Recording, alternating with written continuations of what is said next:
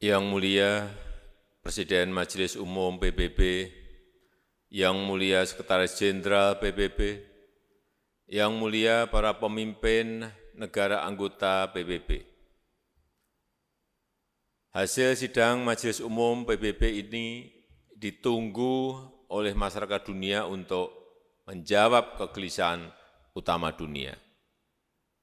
Kapan masyarakat akan terbebas dari pandemi?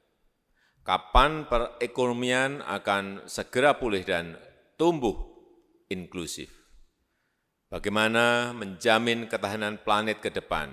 Serta kapan dunia akan terbebas dari konflik, terorisme, dan perang? Melihat perkembangan dunia sampai sekarang ini, banyak hal yang harus kita lakukan bersama-sama. Pertama, kita harus memberikan harapan bahwa pandemi COVID-19 akan bisa tertangani dengan cepat, adil, dan merata. Kita tahu bahwa no one is safe until everyone is. Kemampuan dan kecepatan antar negara dalam menangani COVID-19 termasuk vaksinasi sangat timpang. Politisasi dan diskriminasi terhadap vaksin masih terjadi. Hal-hal ini harus bisa kita selesaikan dengan langkah-langkah nyata.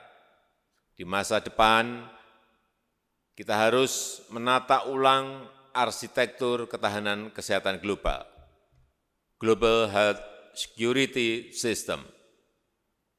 Diperlukan mekanisme baru untuk penggalangan sumber daya kesehatan global, baik pendanaan, vaksin, obat-obatan, alat-alat kesehatan, dan tenaga kesehatan secara cepat dan merata di seluruh negara. Diperlukan standarisasi protokol kesehatan global dalam hal aktivitas lintas batas negara. Misalnya, perihal kriteria vaksinasi, hasil tes, maupun status kesehatan lainnya. Kedua, pemulihan perekonomian global hanya bisa berlangsung jika pandemi terkendali dan antar negara bisa bekerja sama dan saling membantu untuk pemulihan ekonomi. Indonesia dan negara berkembang lainnya membuka pintu seluas-luasnya untuk investasi yang berkualitas, yaitu yang membuka banyak kesempatan kerja, transfer teknologi, peningkatan kapasitas sumber daya manusia, dan berkelanjutan.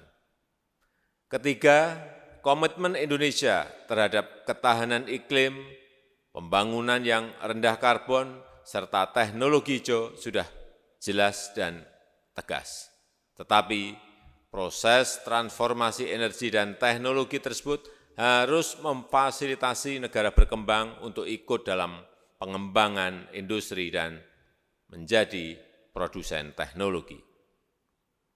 Pandemi COVID-19 mengingatkan kita tentang pentingnya penyebaran sentra produksi kebutuhan vaksin di dunia di banyak negara. Keempat, kita harus tetap serius melawan intoleransi, konflik, terorisme, dan perang. Perdamaian dalam keberagaman, jaminan hak perempuan, dan kelompok minoritas harus kita tegakkan. Potensi praktek kekerasan dan marginalisasi perempuan di Afghanistan, kemerdekaan Palestina yang semakin jauh dari harapan, serta krisis politik di Myanmar harus menjadi agenda kita bersama.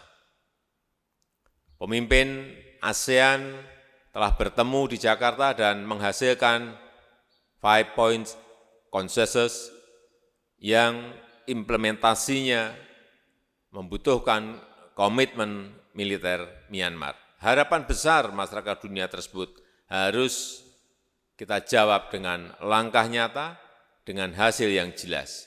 Itulah kewajiban yang ada di pundak kita, yang ditunggu masyarakat dunia. Itulah kewajiban kita untuk memberikan harapan masa depan dunia.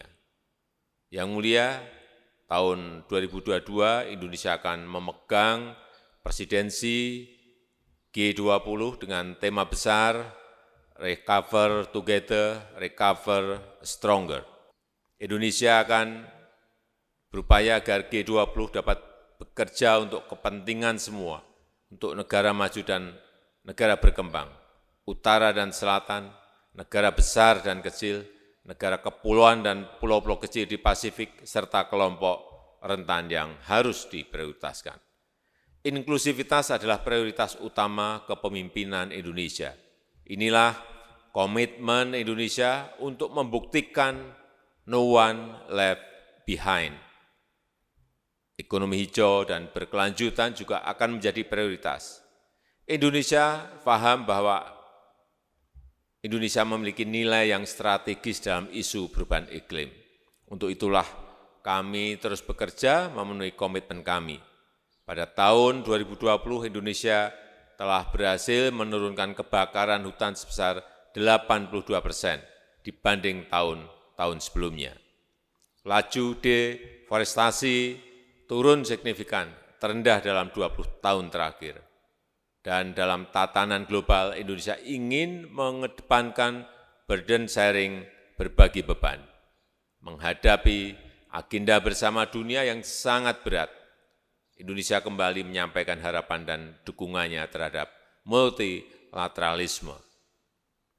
Sudah mendesak bagi kita untuk mengawal multilateralisme yang efektif dengan kerja dan hasil yang konkret. Let us work together to recover together, recover stronger. Terima kasih.